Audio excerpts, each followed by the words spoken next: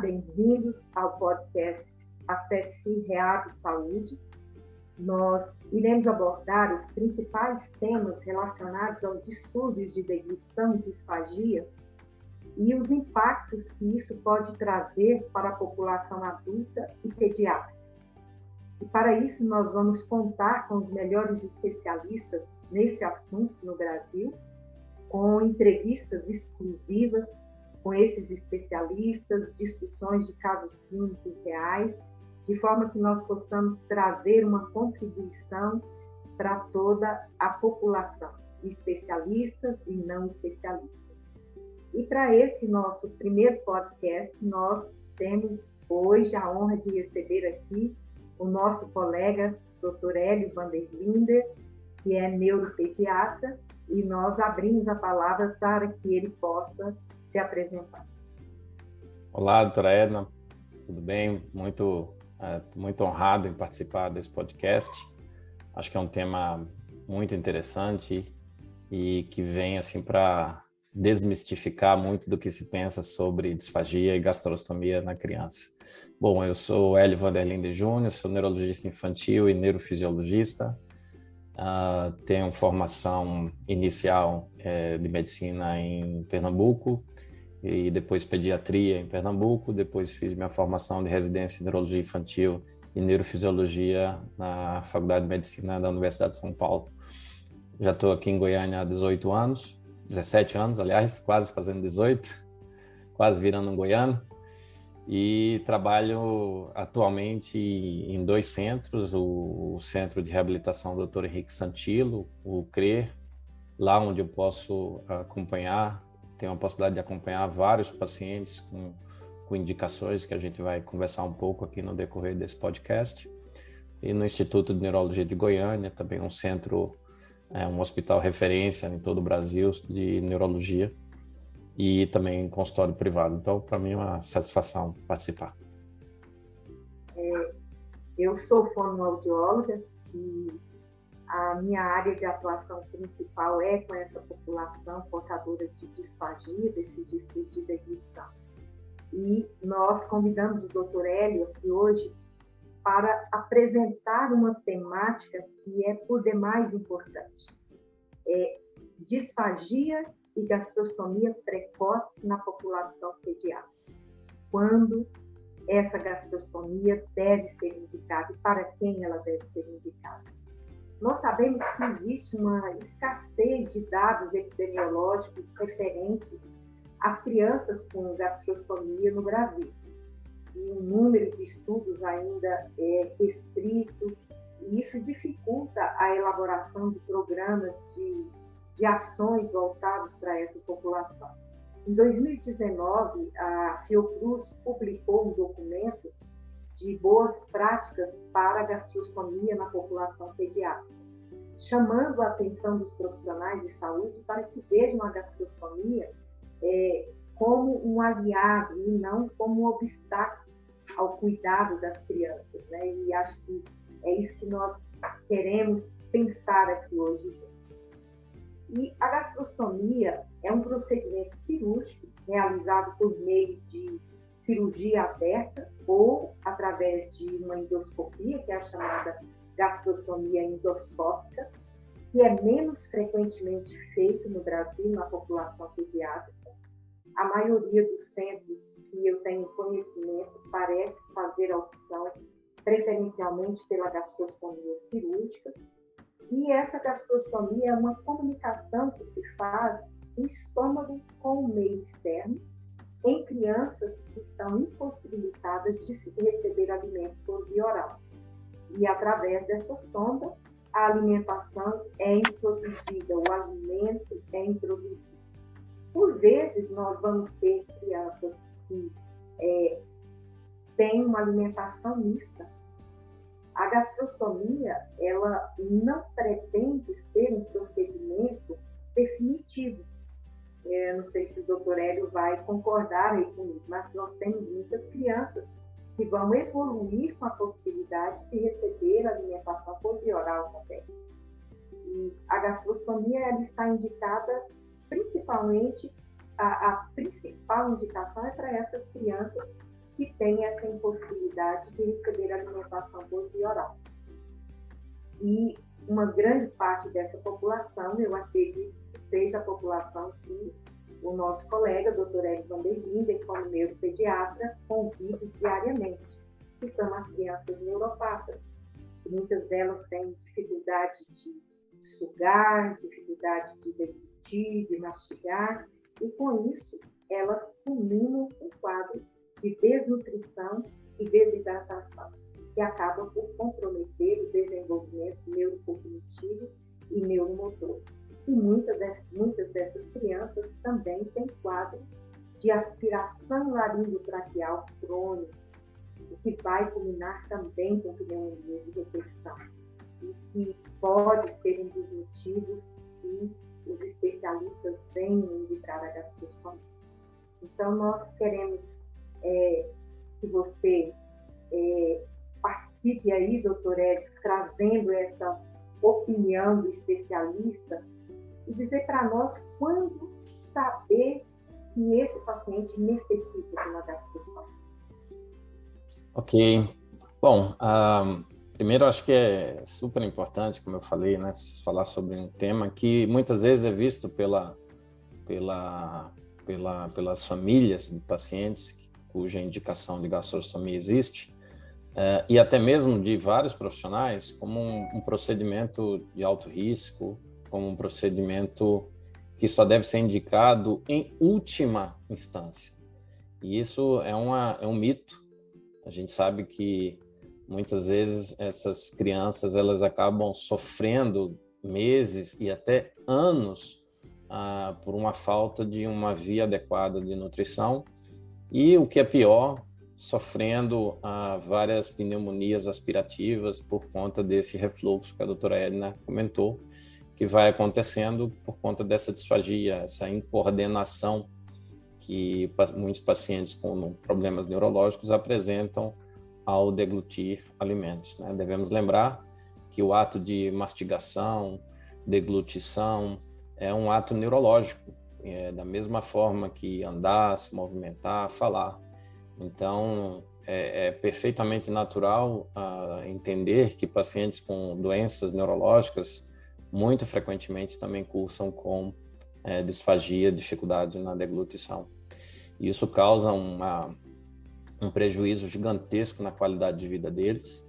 Muitos pacientes acabam tendo várias internações por pneumonias aspirativas e acúmulo de secreção respiratória constantemente, com necessidade de um cuidado intensivo muito grande, ou seja, torna essas crianças muito mais frágeis e passíveis até com a complicação, com um desfecho fatal.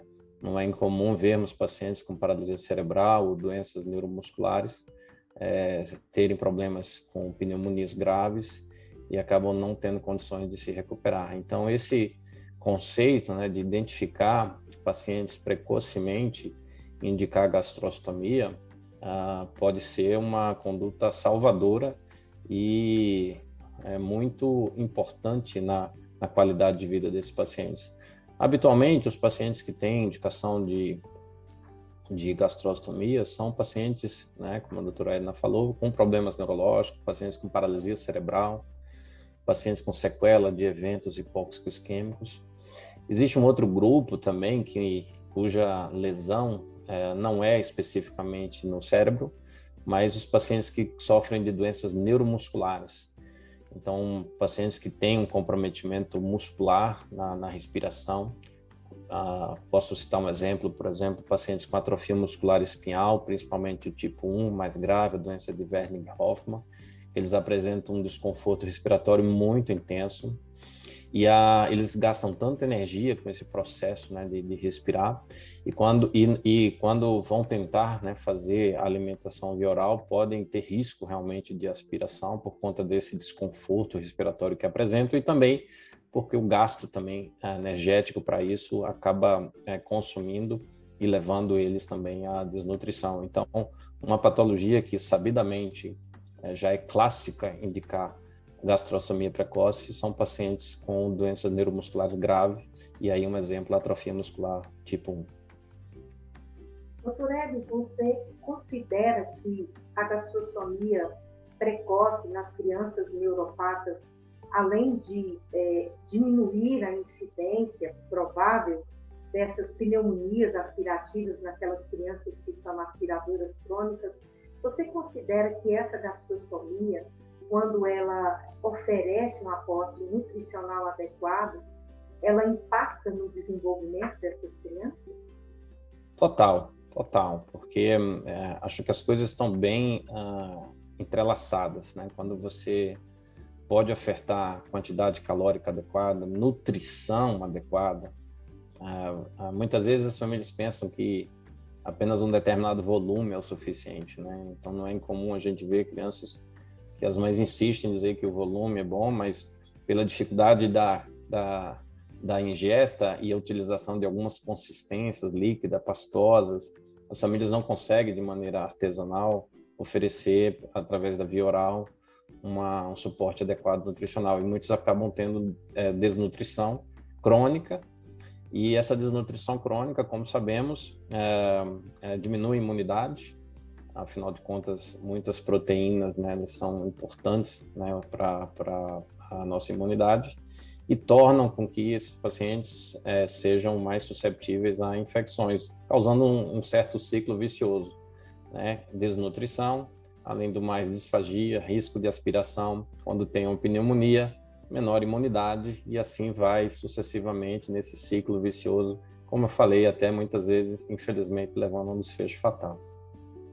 Doutora, o que você diria para uma mãe recém-chegada no centro de reabilitação, com uma criança já com 7 anos de idade, uma criança com paralisia cerebral, que até então alimenta-se por via oral, da maneira que ela consegue alimentar, e quando essa criança é avaliada pela equipe multidisciplinar, ela é avaliada pelo fonoaudiólogo, pelo otorrino, e constata-se que essa criança é uma aspiradora crônica, e o neuro vê isso, a nutrição vê que está desnutrida, e aí a equipe traz a temática.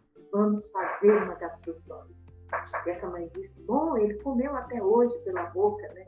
E às vezes ele tem só um espaçozinho no parênquima pulmonar para ventilar a tamanha fibrose pela aspiração crônica. Mas o que você diria para essa mãe? Ainda há tempo de introduzir uma dieta para resgatar esse estado nutricional e de hidratação dessa criança já com 7 anos de idade? Claro, é sempre possível, sim. Essa é uma situação muito corriqueira, porque, como falamos, como você bem sabe, né, existe uma certa resistência, até muitas vezes, de profissionais, né? Não raro, eu tive a oportunidade de indicar gastrostomia para uma paciente que procurou um cirurgião pediátrico em outra situação, e o colega simplesmente contraindicou, né, por conta exatamente dessa visão mais singela, né, de que o paciente está comendo, mas está comendo. Pronto, então não precisa colocar a gastrostomia, né? Então, uma visão mais detalhada, com uma boa avaliação clínica, vê que o paciente está realmente com uma qualidade de vida muito ruim. Então, essa realidade existe bastante. Eu costumo falar para as famílias, primeiro, que eu entendo o impacto, mas procuro demonstrar que essa visão que se tem da gastrostomia, que é um mito, que eu até falo assim, a maioria das famílias que se submetem, né, a esse tratamento, que é a família inteira que está vivendo naquela situação, e o apoio da família com os cuidados com a gastrostomia é fundamental. A maioria deles, eu até cito para as famílias, né, que eles falam assim, nossa, doutor, se eu soubesse que ia ser tão simples, eu tinha feito há muito tempo. Mostrando que não há nenhum bicho de 7 cabeças, né, que o benefício que esses pacientes acabam tendo depois do procedimento é muito maior do que os riscos, né, do procedimento em si. E os cuidados são necessários, mas eles são facilmente manejados quando há uma família treinada e uma boa equipe que acompanha. E outra coisa que eu faço também para orientá-los é exatamente mostrar o resultado do exame, né, seja do exame da avaliação da disfagia através da vídeo, ou mostrando para eles os resultados, né? E falando exatamente em bom português, mostrando que a parte do alimento que seu filho ingere vai para o pulmão. E isso causa realmente um estrago gigante e muitas vezes permanente, né? Com fibrose do pulmão. Então, é claro que não é numa primeira consulta, às vezes, que a família cede, mas a gente vai tentando, com o apoio da equipe toda, desmistificar sobre esse tema. No manual de boas práticas da Fiocruz, eles colocam bem assim que a gastrostomia foi incorporada às práticas de cuidado, né, com essas crianças, especialmente as crianças neuropatas, e que é um suporte alternativo para a nutrição da criança, e que é um procedimento cirúrgico com uma baixa modo e mortalidade, que tem baixo custo e que não necessita de um tempo prolongado de internação, e que vai evitar essa depressão do estado nutricional do paciente a longo prazo, provavelmente, aí, como você disse, aumentando esse status imunológico e garantindo à criança uma saúde geral melhor, e com isso, provavelmente, né, o que vai acontecer com ele é um melhor desenvolvimento neurocognitivo e motor. E a gente costuma falar, sem músculo, como que fala? Sem músculo, como anda? Sem músculo, como engole? Então, até essa perspectiva de melhorar a deglutição, ela está dentro de uma base que é esquelético-muscular e com suporte neurológico, evidentemente. E pensando, assim, muitas vezes nós vamos ver nessas crianças que têm neuropatia, nas crianças com paralisia cerebral, e nem sempre, pensando em fases da deglutição, fase oral, faríngea e esofágica, que nem sempre o problema é na fase faríngea, então nem sempre essas crianças vão ter uma aspiração muito importante, porque durante muito tempo a gravidade da disfagia estava baseada no quanto o paciente aspirava de alimento. E nós vamos ver muitas dessas crianças neuropatas que, ao tomar o alimento é colocado na boca, na videofluoroscopia, no videodeglutograma, você conta até 15 ensaios para levar aquele alimento para a faringe, porque ao invés da língua fazer um movimento da frente para trás e ejetar esse alimento para a faringe, ela faz o contrário, então esse alimento não chega na faringe. E ali, como você disse, a criança vai ter um alto gasto calórico proteico na tentativa de levar aquele alimento para a faringe. E aí a mãe fala, não, mas ele engole, não, ele não engasga, ele não tosse, mas no entanto o que está acontecendo é que ele tem uma disfagia grave de fase oral, que mesmo que ele não tenha aspirações e pneumonias de repetição, ele precisa de um suporte nutricional alternativo. Essa é uma realidade de fato ou é uma impressão da fonoaudiologia? Perfeito, né? Você estava falando, eu estava lembrando aqui de crianças que eu tive a oportunidade de acompanhar e ainda acompanho num ambulatório de microcefalia, depois da epidemia do Zika vírus. Muitos pacientes, né, com paralisia cerebral secundária à infecção pelo Zika vírus apresentavam, claro, uma série de problemas neurológicos, né, decorrentes das lesões decorrentes do Zika vírus. E uma delas é a disfagia. E eu me lembro que muitos desses pacientes, inclusive relatados em papers, apresentavam, além dessa disfagia de fase inicial, né, dessa fase oral, apresentavam distúrbios do movimento, é uma coisa que a gente também descreveu também em artigo. E esses distúrbios de movimento poderiam ser tanto na parte músculo-esquelética dos membros, o que é muito comum, mas também distonia oromandibular. E então, mais ainda um complicador, né, para essas crianças que já têm uma disfunção neurológica e aí nem ainda conseguem coordenar o movimento, mas ainda assim movimentos involuntários fazem com que a língua vá sempre exteriorizada e fica aquela guerra da mãe colocando para dentro e criança para fora, colocando para dentro e criança para fora. Então, eu me lembro bem de ver crianças assim, algumas se alimentando na minha frente, né, no ambulatório. E, como você falou, ficam às vezes gastando um tempo gigantesco para introduzir uma pequena quantidade de leite ou outro tipo de alimento lá para trás, na via faríngea. Então, você está corretíssima, né? Isso é mais um ponto importante. O tempo de alimentação, a literatura traz isso como importante para definir se realmente aquela quantidade de calorias, o aporte calórico proteico daquela dieta está sendo suficiente. Então, o que a literatura tem por base é que um tempo de refeição superior a 40 minutos já é um tempo alto demais para que você possa ter o aproveitamento calórico proteico daquela dieta que está sendo consumida.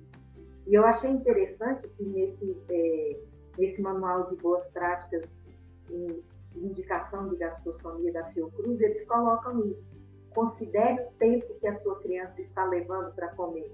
Então, se ele leva 1 hora, 2 horas para consumir 200 calorias, como que ele vai ganhar peso, como que ele vai se nutrir, né? Então, esse é um fato muito importante. Acho que você falou dos benefícios dessa gastrostomia ser precoce.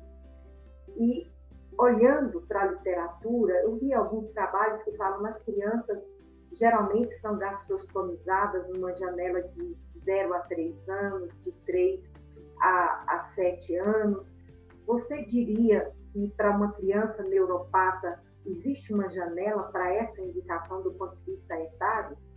Ou vai depender do quadro de disfagia que essa criança tem, da pneumonia, ou existem dados que a gente pode dizer, olha, vamos gastrostomizar nessa faixa etária e nós vamos ter um ganho maior?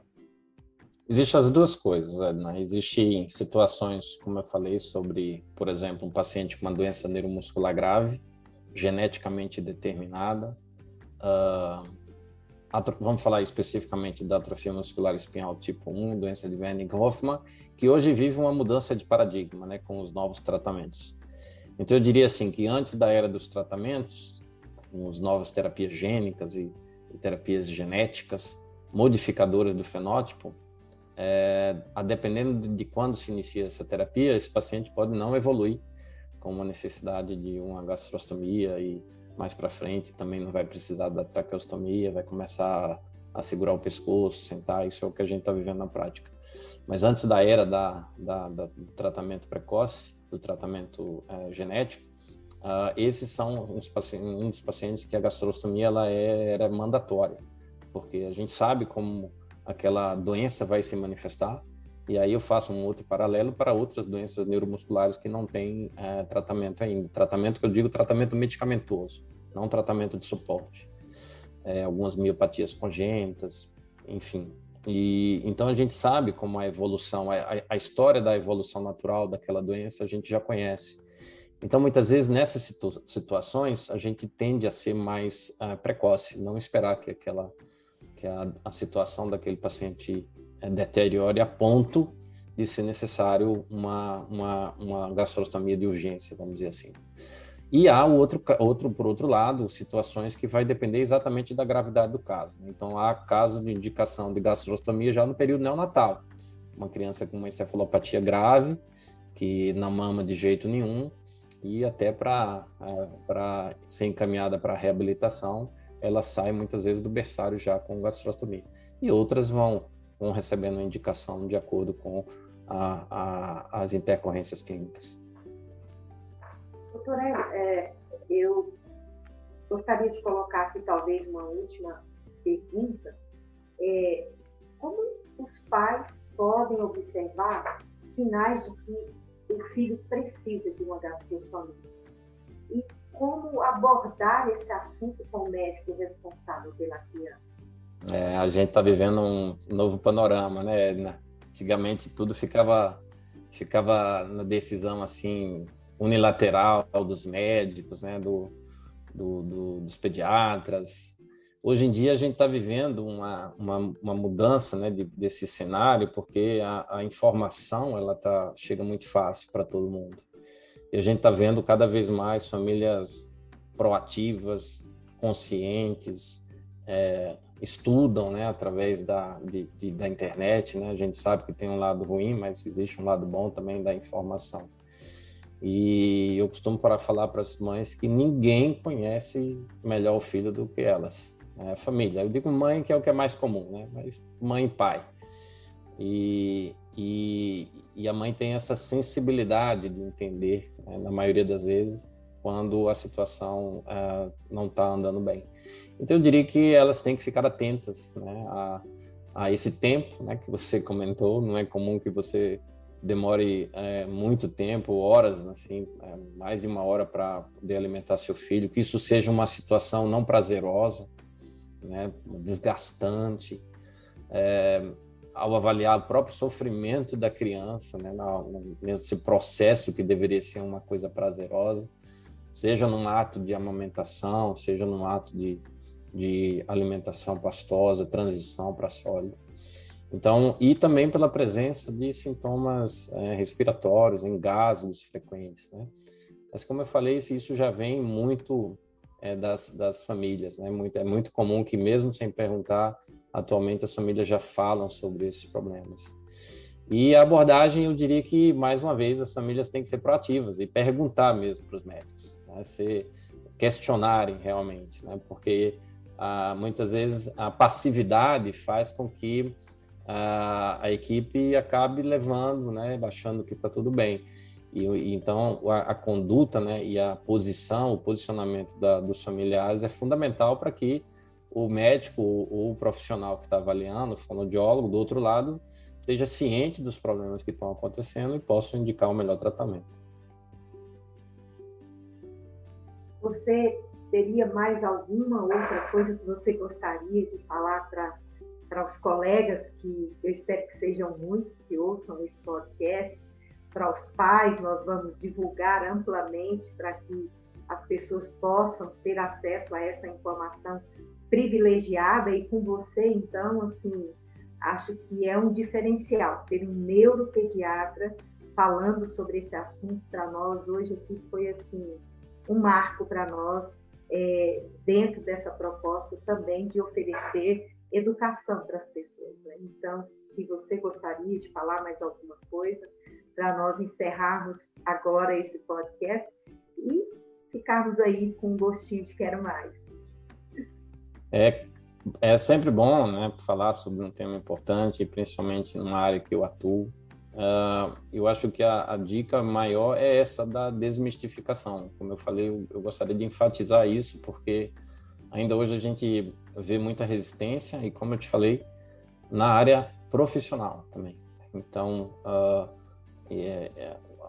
os profissionais precisam entender mais o que é uma disfagia, os prejuízos que a disfagia podem levar, tanto do ponto de vista agudo como crônico. É importante esse olhar atento para considerar o risco, né, de cada criança e cada patologia, para indicar um momento mais oportuno para esse procedimento.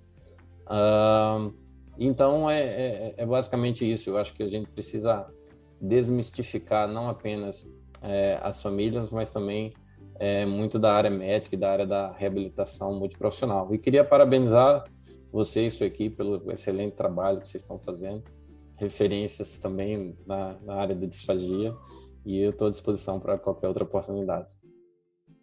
Muito obrigada, doutor Hélio. Nós queremos enfatizar para a nossa audiência que nós temos nossa página, né, www.acesseab.com.br, e nós temos também no YouTube, temos alguns conteúdos já sobre disfagia, sobre esse assunto que é por demais importante para essa população. A disfagia nem sempre é permanente. Muitas dessas crianças podem evoluir com a alimentação por via oral. Então, acho que esse também é um aspecto importante de quem cuida de crianças disfágicas. Não achar que todos vão ficar definitivamente em nulidade de via oral. Frequentemente, como nós realizamos vídeos de glutograma, um fonoaudiólogo